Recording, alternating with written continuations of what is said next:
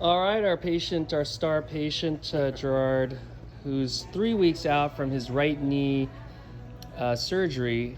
And one of the main things we did was a S-core double reconstruction of his trochlea because he had a moderate defect on there. So we basically put 2 implants in on the sort of the medial and the lateral aspects of the trochlea to act like 2 large skid pads, like bumper pads. And prior to surgery, you had a fair amount of clicking and mechanical symptoms under the kneecap, right? Exactly, and my knee was sticking. And it was getting stuck. Yeah, getting stuck. Right.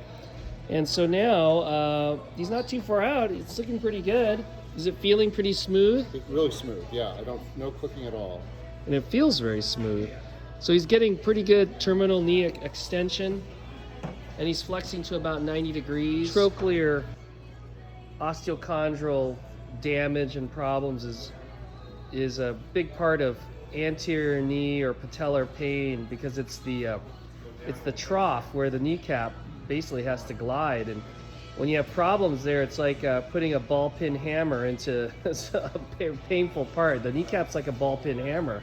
Okay. Digging into that bone and that. It was painful when it got stuck. I would have to jiggle. Sometimes I thought it was just going to stay there. Yeah, right. And then it would pop after I finally was able to dislodge it. Right, there you go. So that's a pretty good sign for 3 weeks. The swelling is continuing to resolve, and I think it's going to keep getting better. So. Yeah, good.